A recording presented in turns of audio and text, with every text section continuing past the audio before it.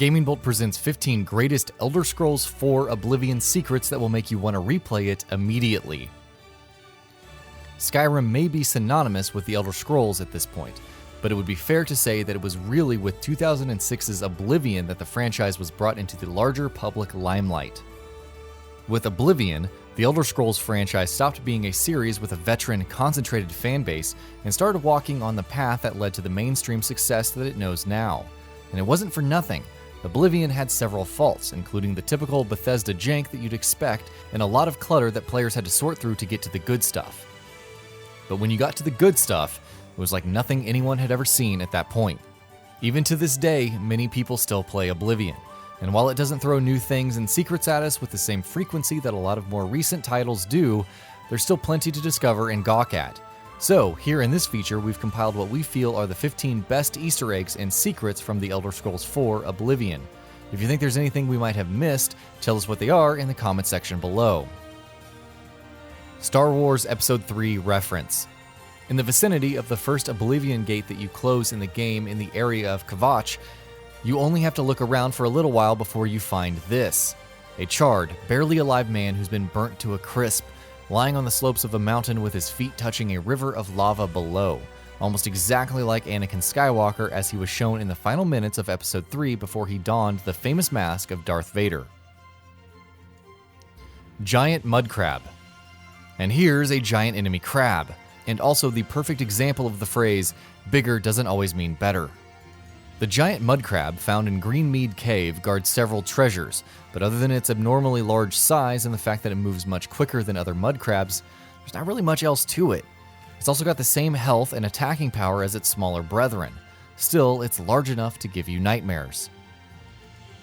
Dive Rock. This is one that probably plenty of fans know about, but it's definitely worth mentioning. Not only is the view from Dive Rock absolutely gorgeous, if you can look past the now more than a decade old visuals, but there's also a giant ice troll for you to beat there. Once you do beat it and search its body, you realize that the parts you're looking at are actually a woman it had once eaten. Gnarly, right? Not just that, you even get some sweet loot. A good time all in all. Fin Gleam. It's a shiny helmet made of glass. What's not to like? Found deep in the depths of the ocean, this is something that you'd want to get your hands on even if it's just added to your collection. In addition to all of that, it also has its fair share of uses, such as Night Eye and Detect Life enchantments. Maik the Liar. The most famous Khajiit in the Elder Scrolls universe, almost all of us know about Maik. His incredibly fast movements, as well as his awesome in-jokes that fans of the series will appreciate, and fourth wall-breaking comparisons between Morrowind and Oblivion make every conversation with Maik a memorable one. Suicide Troll. Not all trolls are monsters, guys. Some try to be and fail, like this particular one. If you go under a small bridge just past the mouth of the Panther near Breville, you will find the corpse of a troll with a note on his body that says that it wasn't scary enough to be able to extract a bridge toll from a passerby, so it got drunk and killed itself. It's okay, bridge troll. You will always be in our memories. Arena posters in Imperial City. Don't you just love Imperial City? There's so much stuff there for everyone to enjoy or just gawk at.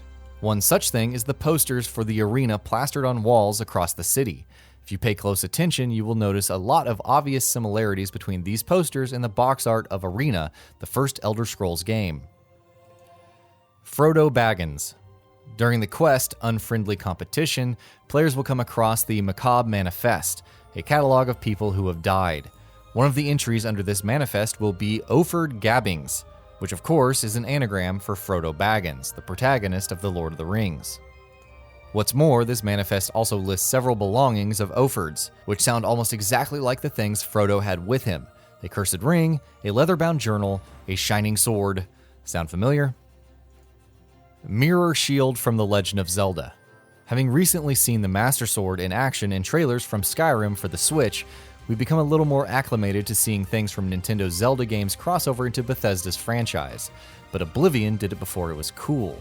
Players in Oblivion can find the Mirror Shield, which, of course, alludes to the Mirror Shield from the Legend of Zelda games. What's even more interesting is just like its Zelda counterpart, the Mirror Shield in Oblivion can reflect magic. WHODUNIT. The Dark Brotherhood quest WHODUNIT from Oblivion is quite a memorable one, and a lot of people probably know by now it's also based on the Agatha Christie novel And Then There Were None, in which a group of people who committed some sort of crime visited an island and were later killed in systemic fashion, one after another. Todd Howard himself confirmed that the quest was indeed based on this novel. A Knife in the Dark. Yet another reference to the Lord of the Rings. We never get tired of those. A Knife in the Dark is a quest that sees players' initiation in the Dark Brotherhood, and it shares its name with a chapter from the Fellowship of the Ring. The similarities don't stop there, though. In the chapter in the book, the main characters were almost killed while they were sleeping in an inn. What's the objective for players in this Oblivion quest?